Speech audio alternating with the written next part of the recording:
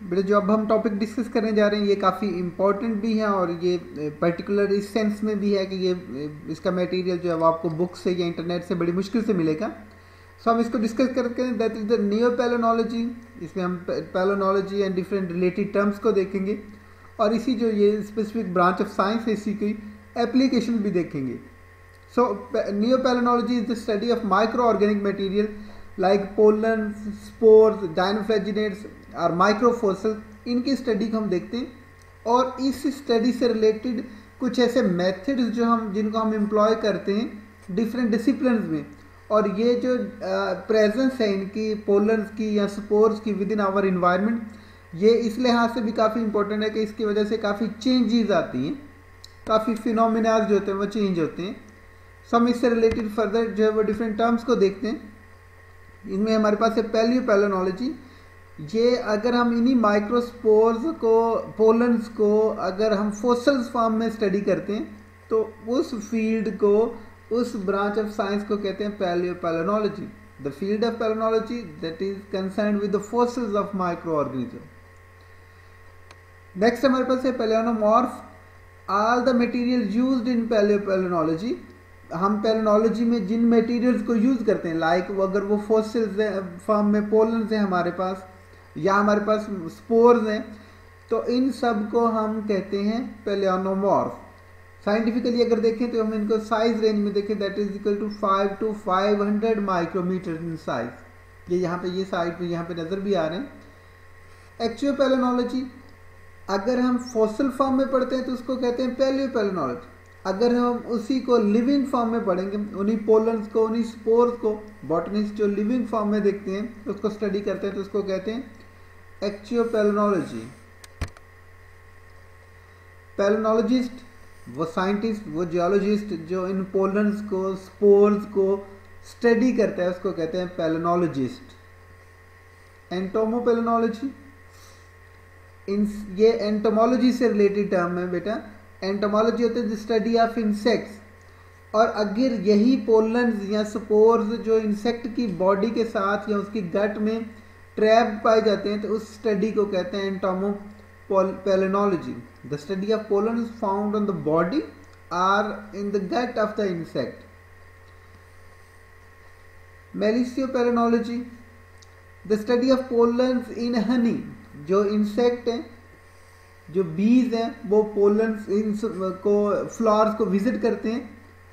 इस विजिट में वो उसके जो है वो नेक्टर को गेन करते हैं, बट उनके विंग्स के साथ, उनके फुट्स के साथ कुछ जो पोलन्स ट्रैप हो जाते हैं वो लग जाते हैं, और जब वो इसी को अपने हाइव्स के अंदर, अपने छाती के अंदर लेकर जाते हैं जहाँ पे वो नेक्टर की वजह से मदद से हनी बनाते हैं, तो साथ ही कुछ पोलन्स भी इनके अंदर चले जाते हैं साथ ही।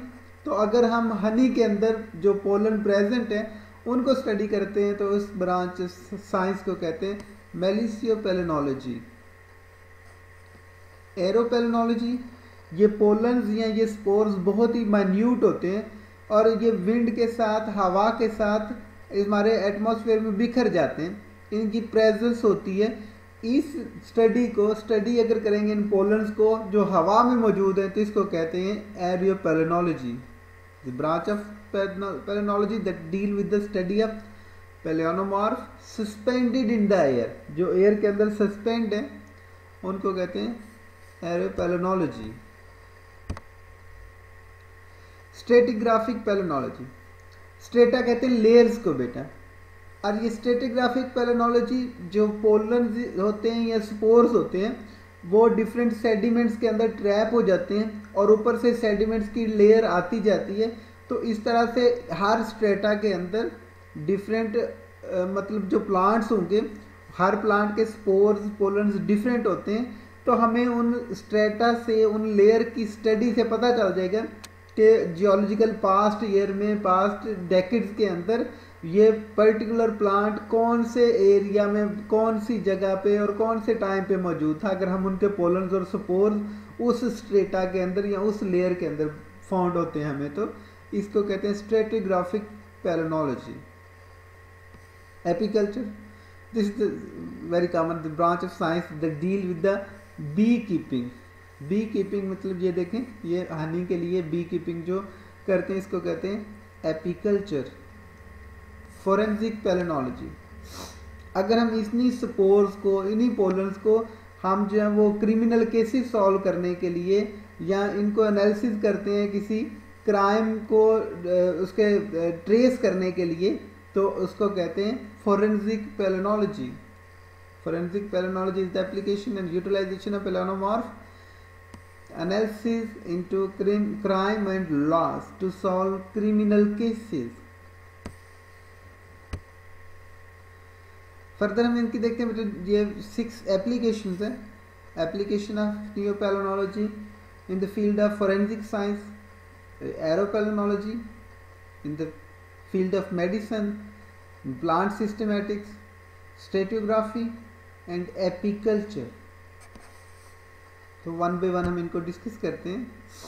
फोरेंसिक पेलेनोलॉजी, फोरेंसिक पेलेनोलॉजी में क्योंकि ये जो स्पोर्स होते हैं ये बहुत ही मैन्यूट किस्म के हैं, तो ये कहीं पे भी जो क्राइम कमिटेड सस्पेक्टेड पर्सन होगा, जिसके ऊपर शक होगा, तो हम उसकी बॉडी पार्ट से, उसके सॉक्स से, उसके कपड़ों से, उसके जैकेट से, उसकी कोट की लेयर से अगर हम पर्टिकुलर वही पोलन, वही स्पोर्स जो हमारे पास जो सस्पेक्टेड विक्टिम है वहाँ से और जो सस्पेक्टेड पर्सन है वहाँ से उससे मिल जाएंगे, तो इसका मतलब है हम उससे उस क्राइम को ट्रेस करने में हमें आसानी होगी। It analysis spores and pollens as a form of trace evidence.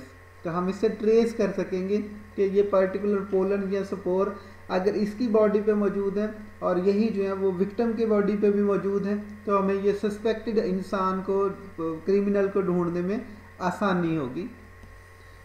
ये स्पोर्स हर जगह ही क्यों होते हैं और इनको आइडियल फोरेंसिक ट्रेस के तौर पर क्यों यूज़ किया जाता है? Because they are very small in size, highly variability, ये वेरिएबल बहुत ज़्यादा है। किसी ख़ास जगह में ख़ास प्लांटेशन होती है और उसी के ये स्पोर्स होते हैं या पोलन होते हैं जो कि दूसरी जगहों पे वेरी कॉमन नहीं होते।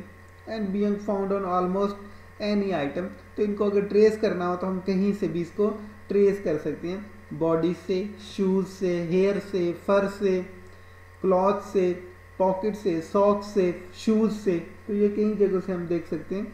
तो ये जो इनके प्रेजेंस है वो कहीं से भी ट्रेस की जा सकती है।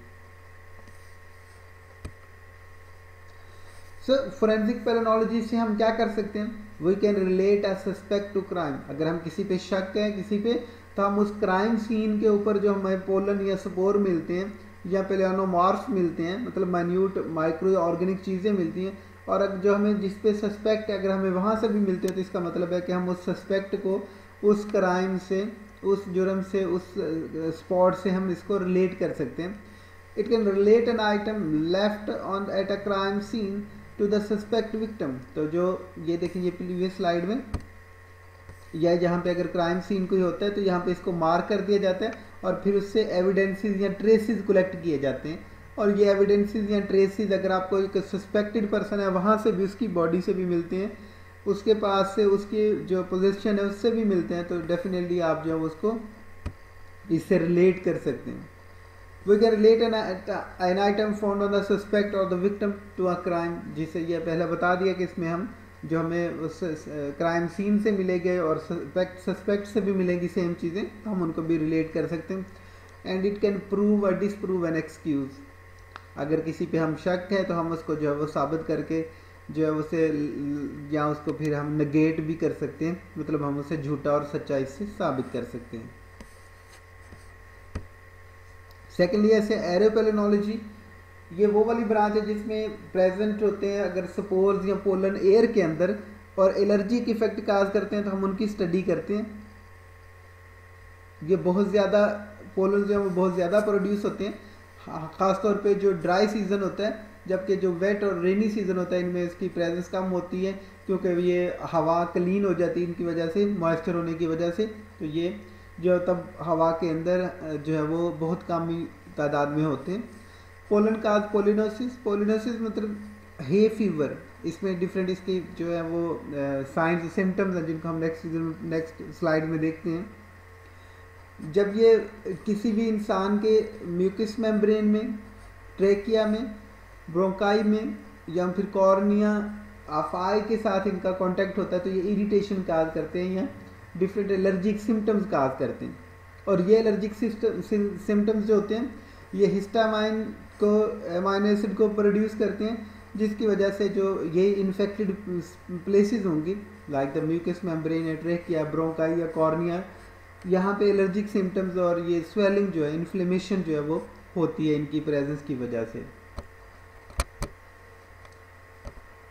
एप्लीकेशन इन मेडिसिन, यस, अगर हमें इससे कोई थ्रेट है, कोई इन्फेक्शन हो रहा है तो हमें उसकी जो वो ट्रीटमेंट भी करनी चाहिए।